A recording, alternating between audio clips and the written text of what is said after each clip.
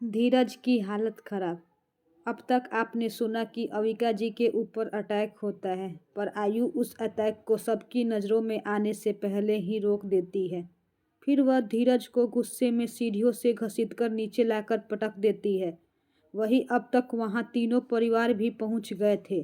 फिर धीरज आयु को देने लगता है तो आयु के साथ साथ उन तीनों परिवार का भी खून चढ़ जाता है, पर वे कुछ करते उससे पहले ही आयु उसे पकड़कर मुक्के मारने लगती है। अब आगे आयु धीरज को अच्छे से मुक्के मारने के बाद उसे तेजी से छोड़ देती है, जिससे धीरज का सिर फिर से जमीन से टकरा जाता है। वही आयु गुस्से से हाँफ रही थी। उसकी इतनी तेज एक्शन देखकर तीनों परिवार इम्प्रेस हो गए थे और वे वहीं खड़े होकर शो देखने लगे। अब आयु उसे एक तेज लात मारते हुए कहती है, हाउ डेयर यू! अगर तुम्हारे मुंह से एक और बार मेरे लिए कोई गंदा शब्द निकला तो मैं इसी ज़मीन में तुम्हें गाड़ दूंगी। और आज तुमने हद कर दी।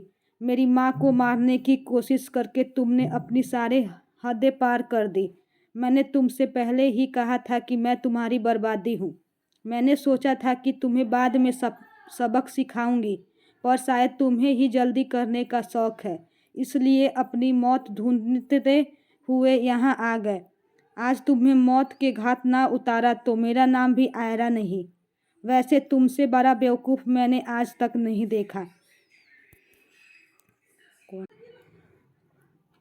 तुम्हारे सारे आदमी मेरी कैद में हैं। यह देखने के बाद भी तुमने आवाज़ उठाई, इससे साबित होता है कि तुम एक बेवकूफ़ हो। उसकी बात सुनकर तब जाकर धीरज को एहसास होता है कि उसके सारे आदमी आयु की कैद में हैं।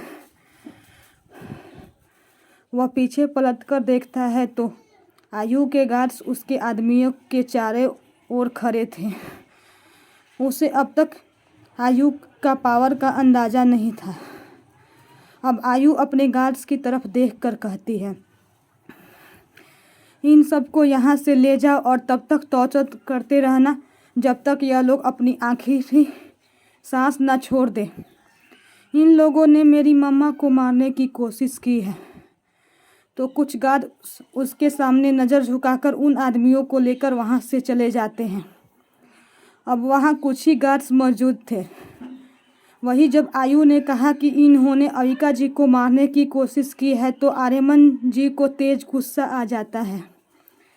यह आदमी उसकी बीवी को मारने की कोशिश कर रहा था और उसकी बेटी के लिए गंदी बातें बोल रहा था जो उसके बर्दाश्त से बाहर था।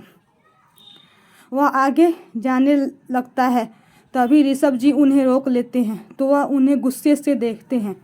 ऋषभ जी अपनी आंखों से शांत रहने का इशारा करते हैं तो आर्यमन जी ऐसे ही आगे देखने लगते हैं। अब आयु अपनी साड़ी के पल्लू को अपने कमर के पास तक करती है और धीरज को गुस्से से देखते हुए आगे बढ़ती है। फिर उसके बाल पकड़कर उसके सिर को ज़मीन पर पटक देती है, जिससे धीरज की चीख निकल जाती है। अब आयु वहाँ के एक गार्ड से हथकड़ी मांगती है। वह सिर झुकाकर उसके पास आकर हथकड़ी दे देता है और फिर से अपनी पोजीशन में जाकर खड़ा हो जाता है। अब आयु धीरज का मुंह पकड़कर उस हथकड़ी के कपड़े को उसके मुंह में ठूस देती है और फिर उसे एक तेज थप्पड़ मारती है। उसके एक एक थप्पड़ से धीरज का सिर घूम रहा था।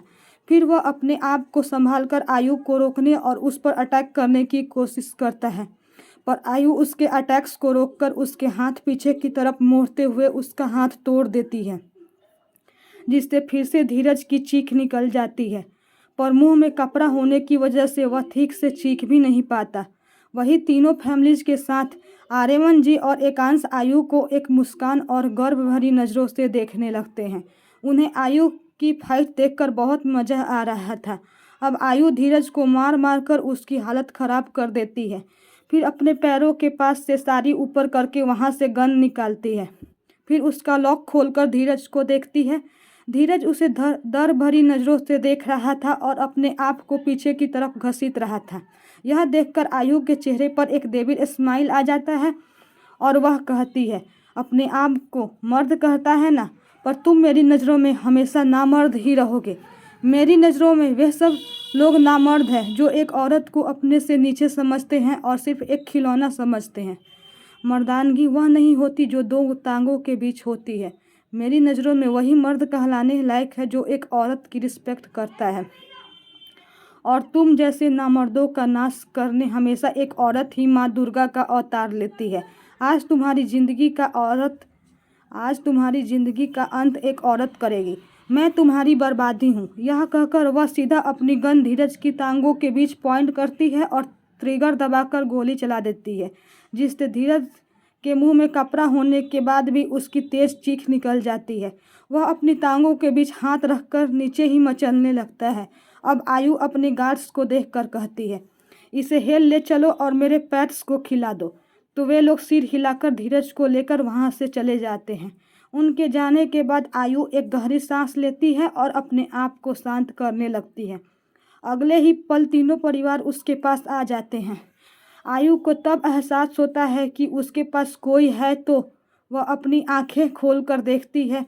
फिर तीनों फैमिलीज को देखकर कहती है, आप लोग। तो आर्यमन जी सबसे पहले उससे गले लगा लेते हैं। फिर उससे दूर होकर उसे चेक करने लगते हैं कि कहीं उसे कोई चोट तो नहीं लगी। वही आयु उनके चेहरे को देखने लगी। महागुरु, अब तक आपने सुना कि आयु धीरज को एक अच्छा सबक सिखाती है और उसके बाद उसे हेल भेज देती है। फिर वह अपने गुस्से को शांत करने लगती है तो सब उसके पास आ जाते हैं और आर्यमन जी उसे चेक करने लगते हैं कि कहीं उसे चोट तो नहीं लगी। अब आर्यमन जी आयु को ठीक देखकर चैन की सांस लेते हैं। वही आयु उनकी तरफ देख रही थी। वह उनके केयर को महसूस कर पा रही थी। अब आर्यमन जी गहरी सांस लेकर कहते हैं, शुक्र है कि आपको कुछ चोट नहीं लगी। वैसे वह कौन था और आपके बारे में ऐसी बातें क्यों कर रहा था? तो आयु कहती है, उसका नाम धीरज गुजराल है। 3 साल पहले उसने मुझे देखा और तब से वह मेरे पीछे पड़ गया। मैंने उसे इग्नोर किया पर वह अपने हरकतों से बाज नहीं आया, तो मैंने उसे एक अच्छा सबक सिखाकर भेज दिया। लेकिन आज उसने मेरे मन पर अटैक किया, जो मुझे हरगिज मंजूर नहीं है और कल इसकी बर्बादी होगी। यह कहकर वह सबकी तरफ देखती है, फिर कहती है, वैसे हमें ऊपर चलना चाहिए। मम्मा को मैंने कॉल करके बात कर ली है, मगर 5 मिनट में नहीं गई तो शायद वह नीचे आ जाएगी। तो सब अपना सर हाँ में हिला देते हैं। पर आर्यमन जी फिर से कहते हैं, हम आपके साथ आएंगे, कहीं वह गुस्सा ना हो जाए और फिर से उसकी हालत उस दिन जैसी ना हो जाए। तो आयु कहती है, आप चिंता मत कीजिए, मैंने सोच रखा है क्या करना है, आप सब मेरे पीछे आइए। तो सब फिर से हाँ में सिर हिला देते हैं। वही अर्पिता जी आगे जाकर आयु के माथे को चूमते हुए कहती है, आज आप बहुत खूबसूरत लग रही है, बिल्कुल अप्सरा की तरह।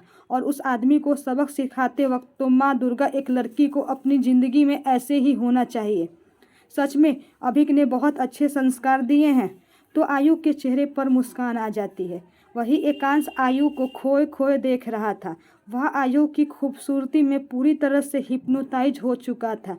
वही उसके बगल में खड़ा अभय उसके कंधे को धक्का दे कहता है। तो एकांश होश में आता है और अभय को देखता है। तो अभय उसके कान के पास आकर कहता है, इतनी भी मत देख, मेरी बहन को नज़र लग जाएगी। तो एकांश कहता है, तो मैं खुद अपने प्यार की नज़र उतारूंगा। यह सुन अभय के साथ साथ एकांश के दूसरी तरफ खड़े हर्ष के चेहरे पर भी मुस्कान आ जाती है। अब आयु फिर से मंदिर की तरफ जाने लगती है और सब आयु के पीछे पीछे जाने लगते हैं। अब सब लोग फिर से मंदिर में आ जाते हैं। वही अबिका जी बाकी सारे इंतजाम करके भजन में मग्न थी। जब अबिका जी को आयु की पायल की आवाज़ आती है तो वह उसकी तरफ देखती है, पर उसके पीछे उन फैमिलीज को देखकर उनके एक्सप्रेशंस बदल जाते हैं। वह खड़ी हो जाती है और गुस्से और हैरानी में उनकी तरफ देखने लगती है। वही उन्हें खड़े होते देख उनके बगल में बैठी अनिका जी भी उनकी नज़रों का पीछा करती है, तो वह भी थोड़ी हैरान हो जाती है। तभी अब प्रवीण जी, ध्रुव और धुरिका की भी नज़र उन सब पर चली जाती है और वे लोग भी खड़े हो जाते हैं। अविका जी आगे आती है और आयु का हाथ पकड़कर पूछती है, यह लोग यहाँ क्या कर रहे हैं? तो आयु शांति से कहती है, माँ पहले आप शांत हो जाइए, तो अविका जी कुछ कहती उससे पहले ही आयु फिर से बोलती है, माँ आप मेरे लिए शांत हो जाइए, मैं आपको सब कुछ बाद में समझाऊंगी। सबसे पहले पूजा करते हैं और यह भगवान का मंदिर है, यहाँ कोई भी आ सकता है। तो अविका जी को कुछ कहने का चांस ही नहीं मिलता। वह अपने गुस्से को घूंट पीकर रह जाती है, पर अब उन्हें आयु पर भी गुस्सा आ रहा था। वह अपने गुस्से को कंट्रोल करते हुए कहती है, ठीक है, आज आपके लिए यह पूजा बहुत ज़रूरी है, हम बाद में बात करेंगे। तो आयु हल्की मुस्कान के साथ कहती है, ओके मम्मा। पर अविका जी कुछ नहीं कहती और फिर से अपने स्थान की तरफ चली जाती है। वही आयु उन्हें जाते देख पीछे पलटकर सबकी तरफ देखती है और सबको थम्स अप दिखा देती है। तो सबके चेहरे पर हल्की मुस्कान आ जाती है।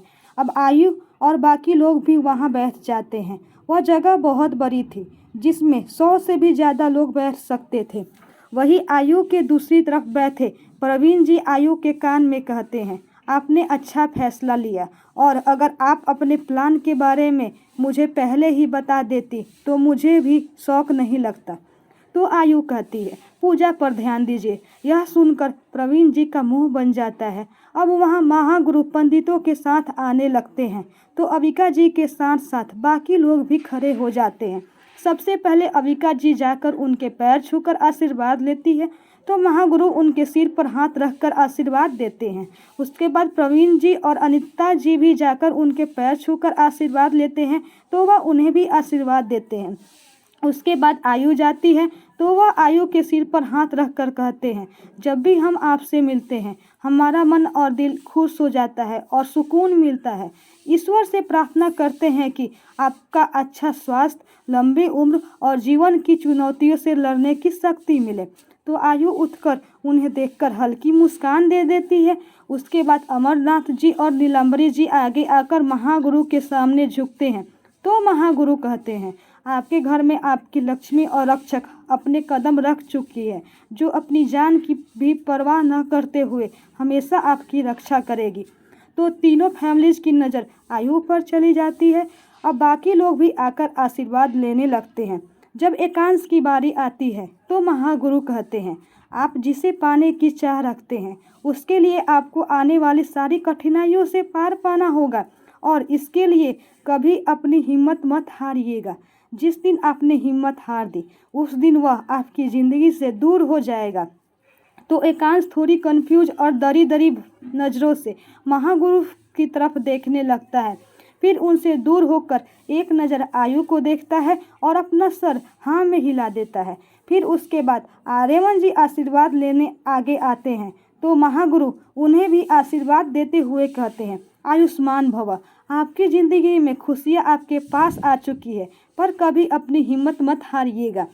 तो आर्यमन जी की नज़र अविका जी पर जाती है, जो सिर्फ महागुरु की तरफ ही देख रही थी। फिर वह भी आशीर्वाद लेकर ऋषभ जी के पास जाकर खड़े हो जाते हैं। अब कृषिका जी और संजय जी आगे आकर आशीर्वाद लेने लगते हैं। तो महागुरु उन्हें भी आशीर्वाद देते हुए कहते हैं, जो आपके आगे दिख रहा है वह सच नहीं है, और आपने एक सांप को पाल रखा है जो आपके पूरे परिवार को खाने के लिए तैयार बैठी है। तो वे दोनों हैरानी से महागुरु की तरफ देखने लगते हैं।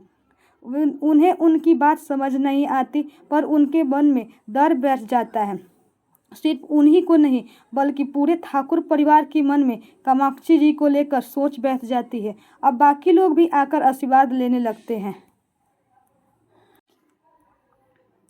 आयु का अविका जी को मनाना।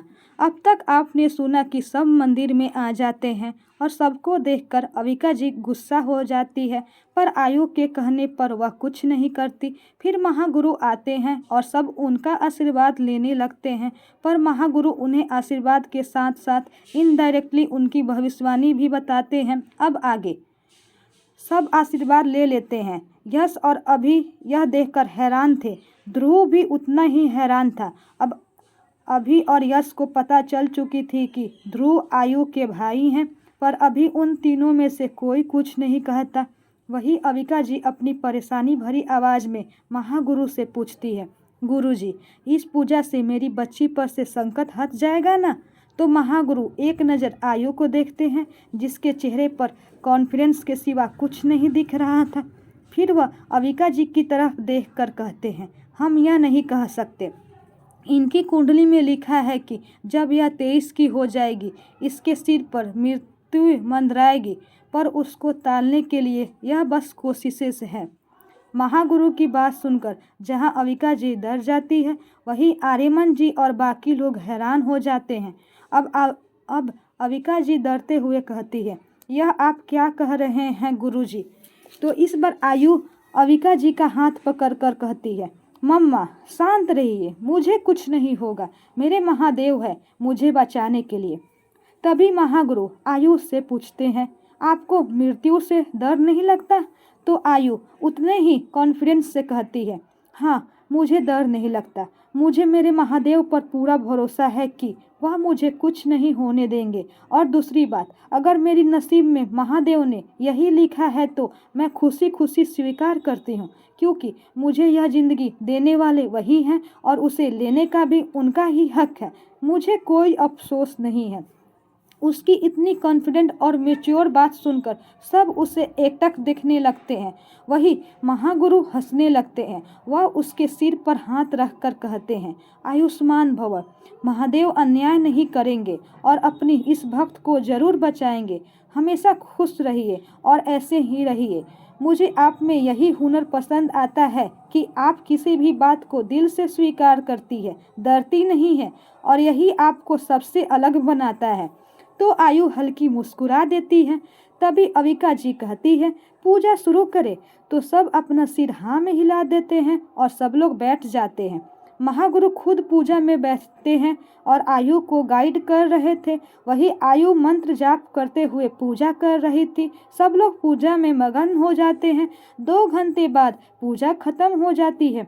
पूजा खत्म होने के बाद आयु फिर से जाकर महागुरु का आशीर्वाद लेती है। तो वह भी उसे आशीर्वाद देते हुए कहते हैं, महादेव हमेशा आपकी रक्षा करे, सदा खुश रहे। फिर आयु के बाद बाकी लोग भी आशीर्वाद लेते हैं और उसके बाद महागुरु वहां से चले जाते हैं। वही पंडित जी सबको प्रसाद देते हैं। फिर अविका जी सभी पंडितों को दक्षिणा देती है। उसके बाद सभी पंडित मंदिर के अंदर चले जाते हैं, क्योंकि पूजा बाहर हो रही थी। अब अनिका जी कहती है, हम एक बार भगवान के दर्शन करके आते हैं। तो सब अपना सिर हाँ में हिला देते हैं। आयु भी कहती है, दर्शन के बाद सब मंदिर के पीछे जाकर बात करते हैं। इतना कहकर वह आगे चली जाती है और उसके पीछे सब चले जाते हैं। कुछ समय बाद सब भगवान के दर्शन भी कर लेते हैं। दर्शन के बाद जैसे आयु ने कहा था, सब मंदिर के पीछे चले जाते हैं। मंदिर के पीछे एक बड़ा सा तालाब था और तालाब के बीच शिवलिंग था। दिखने में वह नज़ारा बहुत खूबसूरत था। सबको वहां आकर एक सुकून सा महसूस हो रहा था। अब सब वहां बैठ जाते हैं। सबके बैठने के बाद अविका जी आयु से अपनी सख्त आवाज़ में पूछती है, आयु यह लोग यहाँ क्यों हैं? और मैंने आपसे मना किया था ना कि आप इनसे बात नहीं करेगी और दूर रहेगी। यह कहकर वह आर्यमन जी को घूरने लगती है। वही आर्यमन जी उनकी आंखों में अपने लिए नाराजगी महसूस कर पा रहे थे। तभी आयु उनके सामने जाकर घुटनों के बल बैठ जाती है और उनके हाथ पकड़कर कहती है, माँ सबसे पहले आप शांत हो जाइए और मेरी बात ध्यान से सुनिए। मैं चाहती हूँ कि आप एक बार मिस्टर मल्होत्रा की बात सुनिए। उनकी पूरी बात सुनने के बाद आप जो भी फैसला लेगी वह मुझे मंजूर है। तो अविका जी कहती है, पर तो आयु उन्हें टोकते हुए कहती है, मम्मा प्लीज़ मेरे लिए एक बात सुनिए। उसके बाद अगर आपका वही फैसला है तो मैं आपसे वादा करती हूँ कि मैं इन लोगों से बात तो दूर एक नज़र भी नहीं देखूंगी, क्योंकि मेरे लिए मेरी सबसे बड़ी प्रायोरिटी आप ही रहेगी। तो अविका जी 2 पल आयु को देखती है, फिर अपनी आंखें बंद करके हाँ में सिर हिला देती है। तो सब खुश हो जाते हैं। अब आयु जाकर अनिका जी के बगल में बैठ जाती है। वही आर्यमन जी खड़े होकर अविका जी के पास आते हैं और उनके सामने घुटनों के बल बैठ जाते हैं, जैसे आयु बैठी थी। सबकी नज़रें उन्हीं पर थी। सब लोग भगवान से यही प्रार्थना कर रहे थे कि अविका जी कोई गलत फैसला ना ले, सिवाय आयु के, क्योंकि वह जानती थी कि अविका जी कभी गलत रिश्ते नहीं चुनती, उसे पूरा भरोसा था। अब आर्यमन जी अविका जी का हाथ पकड़ने को होते हैं, पर अविका जी अपने हाथ पीछे खींच लेती है। वह गहरी सांस लेती है और फिर कहते हैं, अभी मैंने कभी तुम्हें छोड़कर नहीं जाना चाहा। मैं तुमसे सच में बहुत प्यार करता हूँ, इसलिए उस दिन मैंने यह बात अपने परिवार को बताने का फैसला किया। मैं मंदिर के बाहर जाकर अपने भाई को कॉल कर रहा था, पर उस वक्त एक गाड़ी ने आकर मुझे टक्कर मार दी, जिस वजह से मेरा एक्सीडेंट हो गया। तब मैं भाई से ही बात कर रहा था, जिस वजह से मेरे परिवार वालों को पता चल गया कि मेरा एक्सीडेंट हुआ है। वहाँ के लोगों ने मुझे हॉस्पिटल में एडमिट करवाया और मेरा लास्ट कॉल मेरे भाई का होने की वजह से जो लोग मुझे हॉस्पिटल लाए थे उन्हें कॉल करके सब बता दिया। फिर मेरा परिवार वहाँ पहुँच गया। उस एक्सीडेंट की वजह से मैं कोमा में चला गया और मैं पूरे 20 साल कोमा में था। कुछ दिन पहले ही मैं कोमा से बाहर आया हूँ। यह सुनकर अविका जी हैरानी से आर्यमन जी को देखने लगती है। उनके आंखों से आंसू आने लगते हैं, पर वह अभी भी कोई प्रतिक्रिया नहीं देती। अब आर्यमन जी फिर से कहते हैं और उनकी आंखों से भी आंसू आ जाते हैं। वह आंसू भरी आंखों से कहते हैं, मैं तुम्हें कभी अकेला नहीं छोड़ना चाहता था, पर कुछ भी मेरे हाथ में नहीं था। प्लीज़ मुझे माफ़ कर दो। मैंने कुछ भी जानबूझकर नहीं किया। मैं तुम्हारे बिना नहीं रह पाऊँगा। प्लीज़ तुम्हें जो भी सज़ा देनी है दे दो, पर तुम्हारे और हमारी प्रिंसेस के बिना मैं नहीं रह पाऊँगा। यह कहते हुए वह उनके हाथ पकड़ लेते हैं और उनके हाथों पर अपना सिर रखकर रोने लगते हैं। वही अविका जी अपने आंसुओं के साथ उन्हें देख रही थी, पर वह भी रो रही थी। आयु को अपने माँ पापा को इतना रोते देखना बिल्कुल भी पसंद नहीं आ रहा था। उसकी मुठ्ठियाँ कस जाती है, पर वह कुछ नहीं कहती। अगर वे दोनों अभी कुछ सुलझाते नहीं तो सब फिर से दूर हो जाएंगे। प्रवीण जी उसकी कसी हुई मुठ्ठियाँ देख चुके थे, इसलिए वह उसके कंधे पर हाथ रखकर उसे शांत रहने को कहते हैं। आयु गहरी सांस लेकर अपने हाथ ढीले छोड़ देती है, धीरे धीरे रोने लगती है और उसका रोना पल पल बढ़ने लगता है। वह आर्यमन जी के सिर पर अपना सिर रखकर जोर जोर से रोने लगती है, तो आर्यमन जी जल्दी से उठकर उन्हें गले लगा लेते हैं और उनकी पीठ थपथपाने लगते हैं और उन्हें शांत करने लगते हैं। अविका जी का मानना, अब तक आपने सुना कि महागुरु आयु की रक्षा के लिए उसे एक पूजा करवाते हैं। उसके बाद आयु अविका जी को आर्यमन जी की बात सुनने के लिए मनाती है। फिर आर्यमन जी विकास जी जो भी कुछ हुआ था वह सब कुछ बता देते हैं, जिसे सुनकर वह रोने लगती है। अब आगे अभी अविका जी आर्यमन जी के गले लगी हुई थी और हिमांशी उनके पीठ पर हाथ फेरते हुए उन्हें शांत कर रहे थे। तभी अविका जी आर्यमन जी से दूर होकर उन्हें एक थप्पड़ मारती है। यह देखकर सब लोग हैरान हो जाते हैं। वही अविका जी रोते हुए कहती है, आपको पता भी है इतने साल मैं कैसी रही। आपसे हमेशा नफरत करने की चाह रखी, हमेशा अपनी और मेरी बेटी की हालत का जिम्मेदार आपको बनाया, दिल को बहुत समझाया, आप नहीं आए थे। फिर उनके चेहरे को अपने हाथों में लेकर कहती है, बहुत तड़पाया आपने मुझे, प्लीज़ मुझे कभी छोड़कर मत जाइए। एक बार दिल को समझा लिया, अगली बार नहीं समझा पाऊंगी, इस बार मेरी सांसें छोड़ देगी। यह कहकर वह उनके सीने पर अपना सिर रख देती है। उनकी बात सुनकर आर्यमन जी के आंखों से भी आंसू आ जाते हैं और वह भी उन्हें गले लगाकर कहते हैं, मैं सिर्फ आपका हूँ अभी, आपसे भी कहीं ज़्यादा मैं आपसे प्यार करता हूँ। हमारे नसीब में यह दूरियाँ थी, पर अब मैं फिर से आ गया हूँ और आपको कभी छोड़ कर नहीं जाऊँगा। मरते दम तक आपके साथ रहूँगा, मुझे माफ़ कर दीजिए। तो अविका जी उनके सीने से लगे लगे ही अपना सिर हिला देती है, जिसे देखकर सब लोग खुश हो जाते हैं। उनकी हाँ सुनकर आर्यमन जी उनके माथे को चूमते हुए कहते हैं, थैंक यू सो मच अभी, मुझे माफ़ करने के लिए। फिर वह उनसे दूर होकर आयु की तरफ देखते हैं। आयु उन दोनों को ही देख रही होती है और उसकी आंखों में चमक होती है। वह हाथों के इशारे से अपने पास आने को कहते हैं, तो आयु खड़े होकर आर्यमन जी के पास आती है वह खड़े होकर उसे गले लगाकर कहते हैं, थैंक यू सो मच बच्चा, आप सच में मेरी प्रिंसेस, मेरी लकी चार्म हो। आपकी वजह से ही हम दोनों आज फिर से साथ हैं। आपके मन को मनाने के लिए थैंक यू सो मच। यह कहकर वह उसके माथे को चूम लेते हैं। तो आयु कहती है, मैं सिर्फ किसी को भी किसी गलतफहमी में नहीं रखने देना चाहती थी। मम्मा के मन में आपके लिए गलतफहमी थी जो मैं आपसे ही दूर करवाना चाहती थी, और मैं जानती हूँ कि मम्मी कभी गलत फैसला नहीं लेती। डैड। उसके मुंह से अपने लिए डैड सुनकर आर्यमन जी का खुशी का ठिकाना नहीं रहता। वह उससे कसकर गले लगाकर कहते हैं, थैंक यू सो मच बच्चा, dad love you so much. तो आयु भी एक मुस्कान के साथ उनके गले लग जाती है। अब आर्यमन जी अविका जी की तरफ देखकर एक बाह खोल देते हैं, तो अविका जी भी मुस्कुराते हुए उन दोनों के गले लग जाती है। आज वे तीनों एक परफेक्ट फैमिली लग रहे थे। उन्हें देखकर बड़े लोग मुस्कुरा रहे थे और उनकी नज़र उतार रहे थे।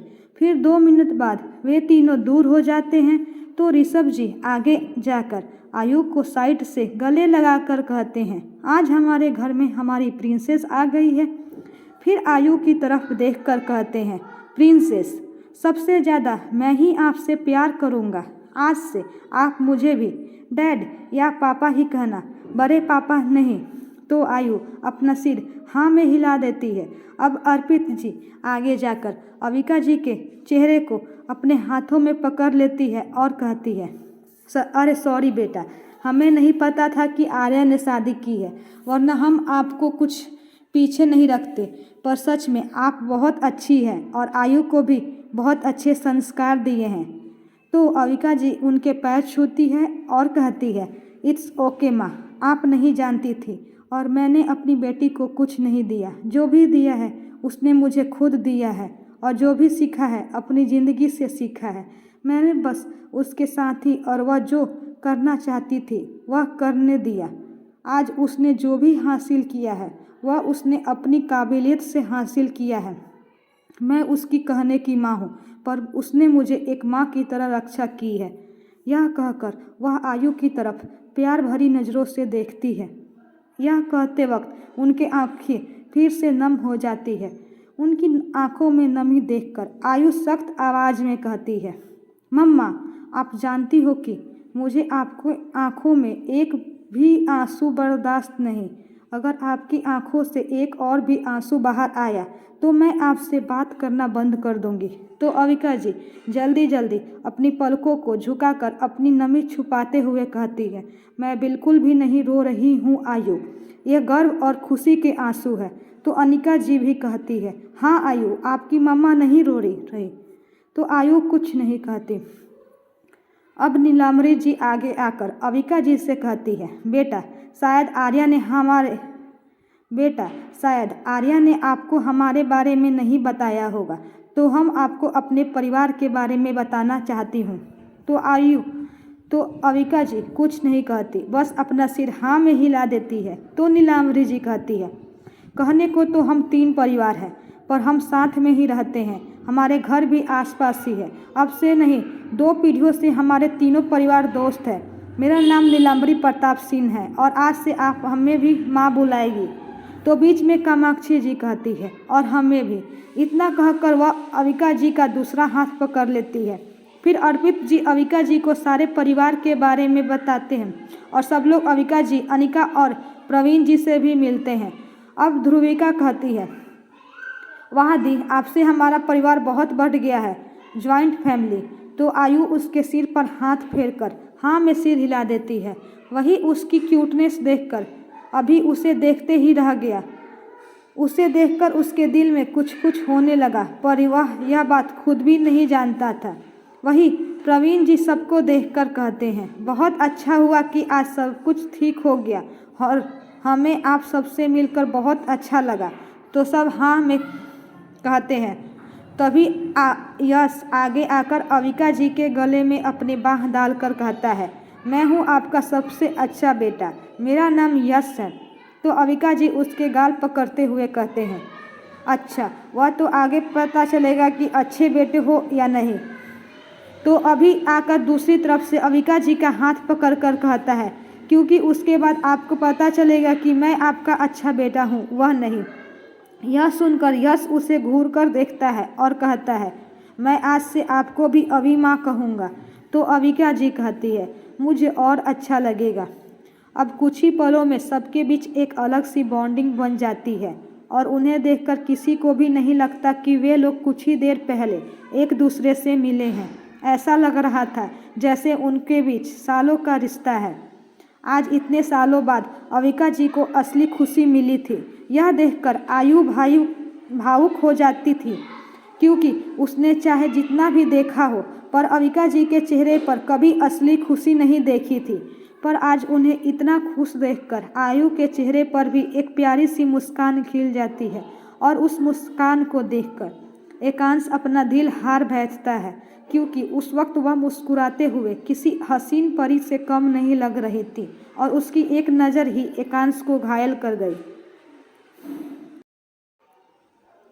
चीफ गेस्ट, अब तक आपने सुना कि सब कुछ सॉर्टेड हो जाता है और अविका जी भी मान जाती है, जिससे सब लोग खुश हो जाते हैं। फिर सब एक दूसरे से खुशी से बात करने लगते हैं। अब आगे, अब सब मंदिर से निकल जाते हैं और जन्नत पैलेस आ जाते हैं। अभी सब लोग हॉल में बैठे हुए थे।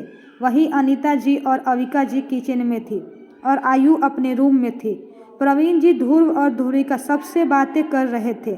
ग्रुप के बगल में यश बैठा हुआ था। वह ध्रुव के कान में कहता है, तुमने हमें क्यों नहीं बताया कि तुम आयरा दी के भाई हो? तो ध्रुव कहता है, यह बात किसी को भी पता नहीं है और मैं भी नहीं बताना चाहता था, इसलिए मैंने नहीं बताया। यह बात क्रिस को भी नहीं पता है। वैसे तुमने क्यों नहीं बताया कि तुम मेरे दी को जानते हो? तो यश अपने दांत दिखाते हुए कहता है, क्योंकि मैं भी हाईलाइट नहीं होना चाहता था और हमारे बीच के रिश्ते के फायदे नहीं उठाना चाहता था। सिर्फ मैं ही नहीं, आयु दी भी। इसलिए हम दोनों ने फैसला लिया कि हम यह बात किसी को भी नहीं बताएंगे कि हम आयु दी को जानते हैं। यह सुनकर ध्रुव भी हल्का सा मुस्कुरा देता है। वही प्रवीण जी आर्यमन जी से कहते हैं, यह अच्छा हुआ कि हम सब एक ही सोसाइटी में रहते हैं, अगल बगल ही हमारे घर हैं। अब मुझे कोई चिंता नहीं कि वे दोनों हमसे दूर हो रहे हैं। अब जब चाहे तब वहाँ जा सकते हैं या आप यहाँ आ सकते हैं। वैसे यह सब कुछ आयु की वजह से ही हुआ है। अगर वह नहीं होती और उसकी इतनी आगे की सोच नहीं होती तो हम आज भी उस छोटे से घर में रहते होते या मैं किसी छोटी सी कंपनी में काम करता होता। मेरे लिए वह हमेशा मेरी पहली बेटी है और मेरी मेंटर भी। मैं अपनी ज़िंदगी से ज़्यादा उससे सीखा हूँ। बचपन में भी उसे देखकर और उससे बात करके ऐसा लगा था जैसे किसी 30 साल की मैच्योर इंसान से बात कर रहा हूँ। इस पर पृथ्वीराज जी भी कहते हैं, हाँ, जब अमर ने बताया था तब हमने यकीन नहीं किया था, लेकिन जब हम खुद उससे मिले थे तब हमें भी ऐसा ही लगा। और उसकी आवाज़ में भी एक गैलेक्टिक रॉब है जिसे हम बूढ़े लोग भी महसूस कर पाते हैं। और वे लोग ऐसे ही बात कर रहे थे, तभी किचन से अविका जी और अनिका जी कुछ सर्वेंट्स के साथ बाहर आती है और सबके पास बैठ जाती है। वही सर्वेंट्स सबको स्नैक्स दे रहे थे। सबने मना किया पर अविका जी के इंसिस्ट करने पर थोड़ा थोड़ा खा लिया, क्योंकि उन लोगों ने भी सुबह से कुछ नहीं खाया था सिवाय प्रसाद के। आयु भी अपने कमरे से नीचे आ रही थी। उसने अभी अपने कपड़े चेंज किए थे। वह नॉर्मल डेली वेयर पहनी थी, एक टैंक टॉप और शॉर्ट्स और इसके ऊपर एक श्रग। वह नीचे आकर अपनी सेपरेट कुर्सी जिस पर वह हमेशा बैठती है उस पर एक पैर पर दूसरा पैर चढ़ाकर बैठ जाती है। उसे देखकर सबके चेहरे पर मुस्कान आ जाती है। अब आर्यमन जी उसके बगल वाली कोच पर बैठते हैं और उसके सिर को सहलाते हुए पूछते हैं, काम हुआ आपका? तो वह कहती है, यस डैड, वह एक कॉल था। फिर वह अविका जी की तरफ देखकर कहती है, मॉम, एक मंथ के सेकेंड वीक में आप और मासी माँ इटली जा रहे हैं। तो अविका जी कंफ्यूज होकर पूछती है, इटली क्यों? तो आयु कहती है, मम्मा शायद आप भूल गई हैं, आप और मासीमा इटली के ईयर एंड फैशन वीक पर चीफ गेस्ट के तौर पर जाने वाली है। तो अविका जी अपने सिर पर हाथ रख कर कहती है, हाँ बच्चा, मैं भूल गई थी। शायद कल भी मुझे वहाँ के ऑर्गेनाइजेशन का कॉल आया था, पर कल बिजी होने की वजह से मैंने उठाया नहीं। तो आयु कहती है, हाँ, आज उन लोगों ने मुझे मेल भेजा है। जिस पर अनिका जी कहती है, मुझे भी सुबह भेजा था पर मैं भी भूल गई। वही सिवाय प्रवीण जी, ध्रुव और ध्रुविका के, उनकी बात किसी को भी समझ में नहीं आ रही थी। तो आर्यमन जी पूछते हैं, किसके बारे में बात कर रहे हैं और आप डिटेल में बताइए कि चीफ गेस्ट क्यों जा रही है। तो प्रवीण जी कहते हैं, क्योंकि आपकी वाइफ जानी मानी फैशन डिजाइनर है और मेरी पत्नी ज्वेलरी डिजाइनर। इन दोनों की एक फैशन इंडस्ट्री है जिसे सब एलिमेंट्स के नाम से जानते हैं, जो एशिया ही नहीं बल्कि यूरोप में भी रूल करती है। यह सुनकर सब फिर से हैरान हो जाते हैं। वही आर्यमन जी को अपनी पत्नी पर गर्व होता है। वह जानते थे कि अविका जी एक अच्छी फैशन डिजाइनर बनना चाहती थी, पर उन्हें लगा था कि सब चीज़ों और परिवार की वजह से वह नहीं कर पाई। इसके लिए वह दुखी भी रहते थे। अब वह खुशी भरी आवाज़ में अविका जी से कहते हैं, बहुत अच्छी बात है। मैं जानता हूँ कि आप हमेशा एक अच्छी डिजाइनर बनना चाहती थी, पर मुझे होश में आने के बाद लगा था कि शायद मेरी वजह से ही आप नहीं कर पाई।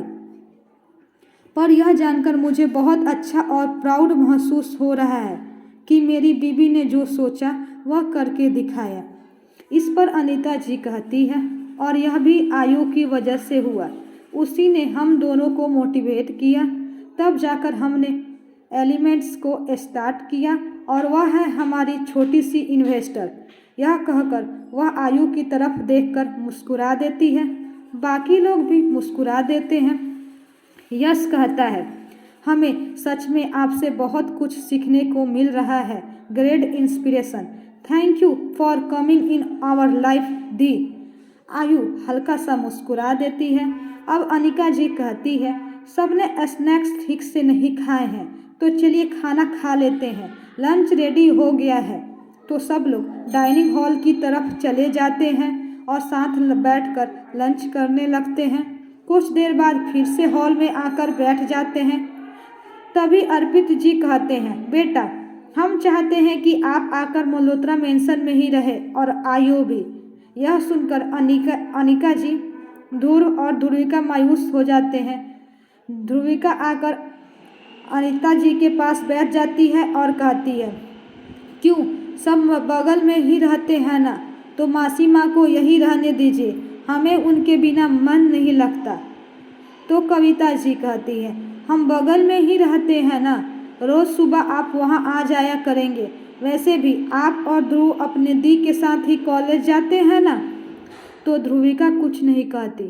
तभी आयु कहती है, हम दोनों एक हफ्ते बाद से वहाँ शिफ्ट करेंगे और हम एक रूल बनाते हैं। एक दिन हम मल्होत्रा मेंशन में ब्रेकफास्ट और लंच और डिनर करेंगे, एक दिन प्रताप मेंशन ठाकुर और एक दिन जन्नत पैलेस। तब हमें नहीं लगेगा कि हम अलग अलग रहते हैं। सबको यह आइडिया अच्छा लगता है और सब खुशी खुशी मान जाते हैं।